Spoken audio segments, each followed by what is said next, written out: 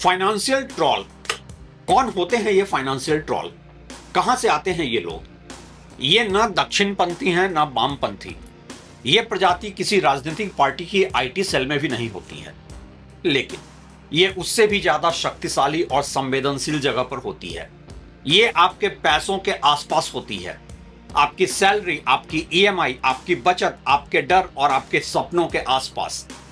ये आपको बताएगी कौन सा स्टॉक 6 महीने में 10 गुना हो जाएगा, कौन सी क्रिप्टो चांद पर जाएगी, कौन सा real estate project life changing है, कौन सा आईपीओ मिस किया तो पछताओगे, कौन सा म्यूचुअल फंड आपको 40 साल की उम्र में रिटायर करा देगा, और कौन सा सीक्रेट फॉर्मूला अमीर लोग आपसे छिपा रहे हैं। इसका एक ही उद्देश्य है, आपकी फोमो को मोनेटाइज करना। इसका उद्देश्य निवेशक को शिक्षित करना नहीं है, इसका उद्देश्य है आपकी बेचैनी को मोनेटाइज करना। ये दिखते तो हैं पढ़े लिखे, सोफिस्टिकेटेड, जब तक कि इनके मोटिव को चैलेंज ना किया जाए।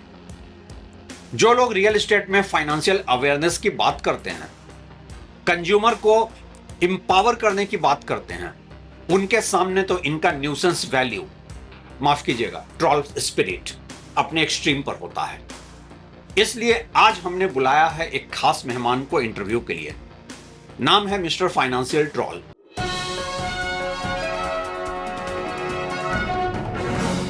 स्वागत है मिस्टर फाइनेंशियल ट्रॉल। धन्यवाद, लेकिन मुझे फाइनेंशियल ट्रॉल मत कहिए।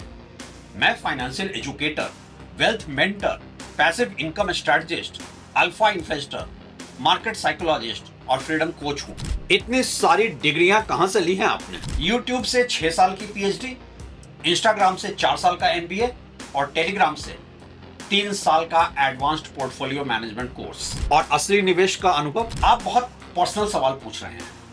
आप जैसे लोगों को इसलिए ट्रॉलिंग का शिकार होना पड़ता है, लेकिन इतना तो पूछना बनता ही है कि लाखों लोग आपको फॉलो करते हैं। क्यों? क्योंकि लोग सच नहीं, शॉर्टकट चाहते हैं। डिलेड ग्रेटिफिकेशन के लिए किसी के पास टाइम ही कहां है। सबको चाहिए क्विक रिच स्कीम। क्या मतलब?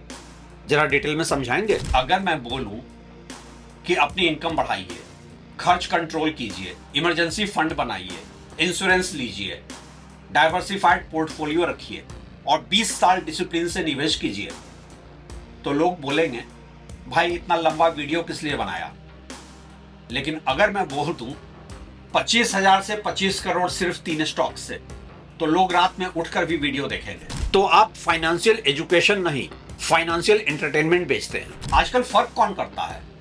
लोगों को ज्ञान कम, डोपामाइन ज्यादा चाहिए। आपका सबसे वायरल वीडियो कौन सा रहा है रिसेंटली? 10,000 को 10 करोड़ कैसे बनाएं, 2026 का आखिरी मौका। किसी ने 10 करोड़ बनाए? मुझे क्या पता, लेकिन वीडियो को 25 लाख व्यूज मिले, 2 लाख कमेंट्स आए और 14,000 लोगों ने लिखा सर आपने मेरी जिंदगी बदल दी। आपने क्या जवाब दिया? DM for premium community. और वहां पर आप पैसे अलग से ठगते हैं। अबे वो पत्रकार, लिमिट में रहे। वो पैसे ठगना नहीं, फाइनेंशियल फ्रीडम जर्नी फी होती है। आप रोज कहते हैं कि आप फाइनेंशियली फ्री हैं। आपकी फाइनेंशियल फ्रीडम कहां से आई? बिल्कुल फाइनेंशियली फ्री हूं। सुबह उठता हूं, मार्केट खोलने से पहले रील डालता हूं, मार्केट बंद होने पर वेबिनार करता हूं। बॉस नहीं है, कोई ऑफिस नहीं है, फिक्स्ड सैलरी नहीं है। यही तो फाइनेंशियल फ्रीडम है। मेरा मतलब है कि आपकी इनकम कहां से आती है? YouTube ads, affiliate links, broker referral, credit card referral, demat account referral, insurance referral, paid Telegram group, paid Discord group, stock screener partnership, course, master class, brand deal, sponsored video, consultation, premium PDF, wealth blueprint और कभी कभी paid event. Investment से कितनी income आती है? आप फिर वही पर्सनल हो रहे हैं। आपको मेरे पर्सनल पोर्टफोलियो में झांकने की जरूरत ही क्या है? तो आप निवेश करके अमीर नहीं बने हैं। आपके पास छुपाने को ज्यादा है और दिखाने को कम, राइट? मैं निवेश पर कंटेंट बनाकर अमीर बना हूं। दोनों में फर्क समझिए। अमीरी से ज्यादा बड़ा डोपामाइन है अमीरी की ख्वाहिश। आपकी सबसे बड़ी ताकत क्या है? Your professional strength, I mean FOMO. किसका फोमो? आपका या दूसरों का? आप फोमो को ताकत क्यों मानते हैं? क्योंकि आदमी नुकसान से कम डरता है, मौका छूटने से ज्यादा डरता है। अगर कोई व्यक्ति 5 लाख खो दे तो वो दुखी होगा, लेकिन अगर उसे लगे कि उसका दोस्त किसी स्टॉक में 5 लाख से 25 लाख बना चुका है और वो पीछे रह गया है, तो वो बिना सोचे उसी स्टॉक में पैसे डाल देगा। आप उस ह्यूमन वीकनेस का फायदा उठाते हैं। फायदा उठाना नहीं, इंगेजमेंट कहिए। और जब इंगेजमेंट के कारण कोई गलत निवेश कर दे, उसके लिए डिस्क्लेमर है, वीडियो के नीचे लिखा रहता है ये इन्वेस्टमेंट एडवाइस नहीं है। लेकिन वीडियो का टाइटल होता है कल खरीदो वरना पछताओगे। मार्केटिंग और एडवाइस में बहुत थिन लाइन होती है, आप नहीं समझेंगे। काम के सवाल पूछो यार। आपकी थंबनेल स्ट्रेटजी क्या है? बहुत सिंपल है, पहले इंसान के अंदर डर पैदा करो, फिर उम्मीद बेचो। कुछ एवरग्रीन शब्द हैं, last chance, final opportunity, hidden multibagger, secret stock, retirement guaranteed, rich people don't want you to know this, RBI का बड़ा फैसला, गवर्नमेंट की नई योजना, अगले 30 दिन में 5 गुना, मार्केट क्रैश से पहले खरीद लो, ये शेयर नहीं लिया तो पछताओगे, गरीब इसी वजह से गरीब रहते हैं। और थंबनेल में मेरी शॉर्ट फोटो, लाल एरो, रॉकेट, पैसा, बुल, बियर, वॉरेन बफे की तस्वीर और पीछे कोई सरकारी इमारत। क्या इससे सच ज्यादा इंपैक्टफुल हो जाता है? सच नहीं, सीटीआर बढ़ता है। और एल्गोरिथम को सच नहीं चाहिए, अटेंशन चाहिए। लेकिन इनमें से ज्यादातर सच नहीं होता, लेकिन क्लिक तो होता है। आपकी हर तीसरी वीडियो में कोई ना कोई मल्टी बैगर होता है। इतनी कंपनियां मल्टी बैगर कैसे हो सकती हैं?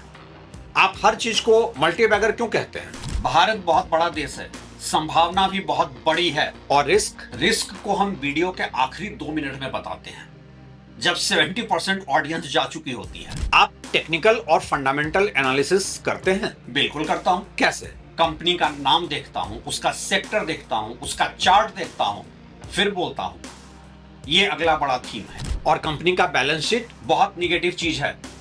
Date, cash flow, promoter pledge, governance, ये सब व्यूअर को डिप्रेस्ड कर देते हैं। लेकिन यही तो निवेश की असली बातें हैं। असली बातें वायरल नहीं होती। 30 की उम्र तक करोड़पति बन जाओ वायरल होता है। आप अक्सर कहते हैं कि 30 की उम्र तक करोड़पति बन सकते हैं। हाँ बिल्कुल। क्या हर कोई? नहीं। फिर ऐसा क्यों कहते हैं? क्योंकि आपकी income, savings rate, family responsibility, medical emergency, job security और मार्केट रिटर्न पर निर्भर करता है। ऐसा वाला थंबनेल नहीं चलता। लेकिन 25 साल का एक व्यक्ति जिसकी सैलरी 30,000 है, रेंट देता है, माता पिता की जिम्मेदारी है, ईएमआई है, उसके लिए आपका संदेश क्या है? पहले वो मेरी 999 की करोड़पति ब्लूप्रिंट खरीद ले। उसमें क्या है? वही जो फ्री वीडियो में है, लेकिन पीडीएफ फॉर्मेट में। Sorry, cut. इंटरव्यू का ये हिस्सा काट देना, वरना आपको मेरी ट्रॉलिंग वैल्यू का पता ही है।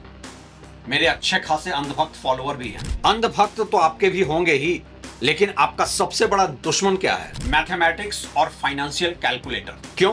क्योंकि देखिए, कैलकुलेशन उम्मीद को स्लो कर देता है।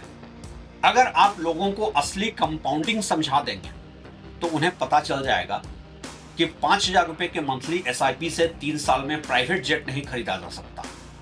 अगर उन्हें इन्फ्लेशन समझा देंगे तो वो समझ जाएंगे कि 12% रिटर्न कोई मैजिक नहीं है। अगर उन्हें रिस्क समझा देंगे तो वे पूछेंगे, सर आपने खुद कितना लगाया है? और यही सवाल फाइनेंशियल कंटेंट क्रिएटर के लिए सबसे खतरनाक होता है। आपकी बातों में सबसे ज्यादा कौन आता है? आपके कमिटेड व्यूअर कौन है? फाइनेंशियली स्ट्रेस्ड लोग। विस्तार से बताइए कि कैसे फाइनेंशियली स्ट्रेस्ड लोग ज्यादा इन्वेस्ट करते हैं। जो नौकरी से परेशान है, जिसकी सैलरी बढ़ नहीं रही, जो ईएमआई में दबा है, जो अपने दोस्तों को इंस्टाग्राम पर दुबई में देखता है, जिसे लगता है कि उसकी जिंदगी स्लो है, जिसे लगता है कि मार्केट ही उसका एस्केप रूट है, जिसे लगता है कि एक सही स्टॉक उसकी पूरी फैमिली की आर्थिक कहानी बदल देगा, तो आप उनकी मदद करते हैं। मदद नहीं, मैं उसकी बेचैनी को कंटेंट फॉर्मेट देता हूं। मैं उस बेचैनी को मोनेटाइज कराता हूं। आपको सबसे ज्यादा डर किससे लगता है? ऐसे निवेशक से जो सवाल पूछता। कौन से सवाल? आपकी रिटर्न हिस्ट्री क्या है? आपकी नेटवर्थ क्या है? आपका कॉन्फ्लिक्ट ऑफ इंटरेस्ट क्या है? आप खुद कहां इन्वेस्ट करते हैं? क्या आप कभी गलत होते हैं? मैं कभी नहीं। आपके कई प्रेडिक्शन गलत निकलते हैं, उनका क्या करते हैं? जो सही निकल जाए उसे अगले दिन वीडियो बनाकर बोलता हूं, मैंने पहले ही बताया था, आई टोल्ड यू सो। और जो गलत हो जाए उसे एल्गोरिथम की यादों से मिटा देता हूं। मतलब डिलीट। कभी डिलीट, कभी प्राइवेट, कभी टाइटल बदल देते हैं, कभी बोल देते हैं मार्केट कंडीशंस चेंज्ड, कभी कहते हैं लॉन्ग टर्म व्यू था, और अगर बहुत ज्यादा सवाल आए तो नया वीडियो डाल देते हैं। मार्केट मैनिपुलेशन एक्सपोज्ड, यानी गलती आपकी नहीं, मार्केट की होती है। बिल्कुल, वैसे मार्केट कभी गलत नहीं होता, बस व्यूअर गलत समय पर समझता है। अब आप में समझ डेवलप हो रही है, आप चाहें तो मैं आपको भी गाइड कर सकता हूं। नहीं, मैं एक पत्रकार ही ठीक हूं। वैसे आपकी सबसे बड़ी उपलब्धि, आपकी सबसे बड़ी सफलता क्या है? मैंने लोगों को यह विश्वास दिला दिया कि वेल्थ क्रिएशन एक स्किल नहीं, एक स्टॉक टिप है। और आपकी सबसे बड़ी फेलियर क्या है? कभी कभी कोई व्यूअर सच में पढ़ना शुरू कर देता है, एनुअल रिपोर्ट पढ़ता है, सेबी की बात करता है, रिस्क एडजस्टेड रिटर्न पूछता है, एसेट एलोकेशन पूछता है, और फिर कमेंट करता है, सर आपका कॉन्फ्लिक्ट ऑफ इंटरेस्ट क्या है? उससे क्या होता है? बाकी ऑडियंस भी फिर सवाल पूछने लगती है, फिर पूरा बिजनेस मॉडल खतरे में आ जाता है। अगर कोई आपकी सलाह से पैसा खो दे, मैं वीडियो के नीचे डिस्क्लेमर लिख देता हूं, तो फायदा आपका, नुकसान उसका। यही तो डिजिटल बिजनेस मॉडल है। आपको किस तरह का इन्वेस्टर पसंद नहीं है? जो 3 बातें पूछता है, आप खुद कहां इन्वेस्टेड हैं? आपको इस प्रोडक्ट को रिकमेंड करने से क्या फायदा हो रहा है? अगर ये आइडिया गलत हुआ तो डाउनसाइड क्या है? ये तो जरूरी सवाल जरूरी है, लेकिन बिजनेस फ्रेंडली सवाल नहीं है। आप सिर्फ लालच नहीं, डर भी बेचते हैं। आप लोगों को डराते हैं। डर बहुत पावरफुल चीज है। बैंक में पैसा रखा तो गरीब रह जाओगे, एफडी करने वाले कभी अमीर नहीं बनते, गोल्ड खत्म हो गया, रियल एस्टेट क्रैश होने वाला है, रियल एस्टेट अब कभी नीचे नहीं आएगा, डॉलर खत्म होने वाला है, इंडिया का गोल्डन एज शुरू हो गया, मार्केट क्रैश कल है, मार्केट अब कभी नहीं गिरेगा। लेकिन इनमें से कई बातें एक दूसरे के उलट हैं, कॉन्ट्राडिक्टरी स्टेटमेंट्स हैं आपके। अलग अलग ऑडियंस के लिए अलग अलग डर, अलग अलग लालच चाहिए। सबसे ज्यादा कमाई किस चीज से होती है? यूट्यूब एड्स या इन्वेस्टिंग? इन्वेस्टिंग से नहीं, इन्वेस्टिंग की एंजाइटी से। लोग फ्री वीडियो देखते हैं, फिर प्रीमियम ग्रुप लेते हैं, फिर स्पेशल वेबिनार लेते हैं, फिर 1-to-1 कंसल्टेशन लेते हैं, फिर कोर्स लेते हैं, फिर दूसरा कोर्स लेते हैं कि पहला काम क्यों नहीं किया, और अगर फिर भी पैसा नहीं बना तो क्या? तो हम बोलते हैं अपने माइंडसेट पर आपने काम नहीं किया, मेरे कोर्सेज को आप समझ ही नहीं पाए, आपको नेक्स्ट लेवल का कोर्स खरीदना पड़ेगा। किसी कम आय वाले व्यक्ति को आपकी सलाह, आप एक गरीब को क्या सलाह देते हैं? पहले उसे यह महसूस कराओ कि वो पीछे रह गया है, फिर बोलो आप गरीब इसलिए हैं क्योंकि आपने सही एसेट नहीं चुना। लेकिन गरीबी के कारण कम आय, शिक्षा, स्वास्थ्य खर्च, बेरोजगारी, परिवार की जिम्मेदारी, सोशल सिक्योरिटी की कमी भी हो सकती है। ये सब बहुत बोरिंग बातें हैं, इनसे कोर्स नहीं बिकता। तो आपकी नजर में गरीबी सिर्फ माइंडसेट है। अगर मैं स्ट्रक्चरल प्रॉब्लम्स की बात करूंगा तो लोग पूछेंगे सरकार क्या कर रही है, कंपनियां क्या कर रही हैं, जॉब्स कहां हैं। फिर कॉन्वर्सेशन फाइनेंस से निकलकर रियलिटी में चली जाएगी। रियलिटी मोनेटाइजेबल नहीं होती। क्या आप मानते हैं कि आप फाइनेंशियल लिटरेसी बढ़ा रहे हैं? बिल्कुल। मैं लोगों को P ratio, RSI, breakout, bull run, passive income, fire और मल्टी बैगर जैसे शब्द सिखाता हूं। लेकिन क्या आपने उन्हें यह सिखाया है कि इमरजेंसी फंड क्यों जरूरी है, हेल्थ इंश्योरेंस क्यों जरूरी है, टर्म इंश्योरेंस और इन्वेस्टमेंट इंश्योरेंस में फर्क क्या है, डेट कैसे मैनेज करें, रिटर्न और रिस्क का संबंध क्या है, डाइवर्सिफिकेशन क्यों जरूरी है, फ्रॉड कैसे पहचाना जाए, गारंटेड रिटर्न का दावा क्यों खतरनाक हो सकता है? ये सब प्लेलिस्ट में डाल रखे हैं। व्यूज बहुत कम आते हैं, लेकिन फिर भी इन सबको इसलिए रखा है प्लेलिस्ट में अपने कि कभी कभी स्पॉन्सर्ड डील इनकी भी आ जाती है। आपकी सबसे बड़ी चाल क्या है? I mean your smartest move? Confidence. लोग एक्सपर्टीज से ज्यादा कॉन्फिडेंस पर भरोसा करते हैं। अगर मैं कहूं मेरे हिसाब से इस कंपनी में कुछ पोटेंशियल हो सकता है लेकिन रिस्क भी है, तो लोग कहते हैं सर क्लियर बोलिए। लेकिन अगर मैं कहूं मैंने रिसर्च कर ली है, ये स्टॉक आने वाले समय में धमाका करेगा, तो लोग बोलते हैं अरे सर आपने आंखें खोल दी। यानी आप मिसप्लेस्ड सर्टेनिटी बेचते हैं। अनसर्टेनिटी की दुनिया में सर्टेनिटी सबसे महंगा प्रोडक्ट है। आपके लिए इन्वेस्टर कौन है? एक ऐसा व्यक्ति जिसके पास पैसा कम, उम्मीद ज्यादा और पेशेंस सबसे कम हो। और रेस्पॉन्सिबल फाइनेंशियल एजुकेटर कौन है? वो व्यक्ति जो मेरे कमेंट सेक्शन में आकर रिस्क की बात करता है। उसे क्या कहते हैं? Negative mindset, anti growth, poor mentality, opportunity hater. और अगर बहुत सवाल करे तो पेड बाय कॉम्पिटिटर्स। अंतिम राउंड की तरफ बढ़ते हैं। अब दुनिया की सबसे बड़ी फाइनेंशियल असेट क्या है? Multibagger stock? गलत। बिटकॉइन? गलत। Real estate? गलत। गोल्ड? गलत। फिर क्या? Critical thinking. वो क्षमता जिससे आप पूछते हैं ये व्यक्ति मुझे क्या बेच रहा है, इसकी सलाह से इसे क्या फायदा होगा, क्या ये रिटर्न रियलिस्टिक है, डाउनसाइड क्या है, क्या मेरी इनकम, एज, फैमिली रिस्पॉन्सिबिलिटी और रिस्क कैपेसिटी इस निवेश से मेल खाती है, क्या मैं निवेश कर रहा हूं या सिर्फ फोमो खरीद रहा हूं।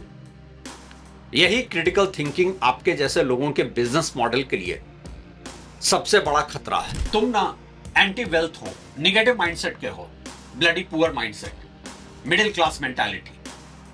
ऐसे अपॉर्चुनिटी हिटर के साथ मैं नहीं करता कोई इंटरव्यू। बंद करो कैमरा। इस इंटरव्यू के बाद मिस्टर ट्रॉल ने मेरे खिलाफ एक नया वीडियो बनाया, थंबनेल बनाया था, रवि सिन्हा क्यों नहीं चाहते कि आप अमीर बने, और उसके नीचे लिखा था पूरा सच जानकर आप चौंक जाएंगे। वीडियो अपलोड हुआ, व्यूज आए, कमेंट्स आए, सर आपने आंखें खोल दी। रवि सिन्हा जेलस हैं। गरीब माइंडसेट वालों से दूर रहो। और कहीं एक नया इन्वेस्टर अपनी बचत लेकर किसी गारंटेड मल्टी बैगर के पीछे भाग पड़ा। ये व्यंग किसी एक व्यक्ति पर नहीं है, ये उस डिजिटल मानसिकता पर है जो फाइनेंशियल एजुकेशन को एंटरटेनमेंट बना देती है, वेल्थ क्रिएशन को लॉटरी टिकट बना देती है, पेशेंस की जगह फोमो बेचती है, रिसर्च की जगह टिप्स बेचती है, रिस्क की जगह रिटर्न का सपना दिखाती है, और फाइनेंशियल स्ट्रेस को बिजनेस अपॉर्चुनिटी बना देती है। निवेश की दुनिया में सबसे खतरनाक ट्रॉल वो नहीं है जो गाली देता है, सबसे खतरनाक ट्रॉल वो है जो आपको बिना मेहनत के अमीर बनने का सपना बेचता है। बस ये स्टॉक खरीद लो, जिंदगी बदल जाएगी। अब कितने लोगों की जिंदगी बदलती है और कितनों की जिंदगी बर्बाद होती है ये तो खुदा जाने, लेकिन आप तो बेहतर हो कि बचकर ही रहें ऐसे हर फाइनेंशियल ट्रॉल से। शुक्रिया।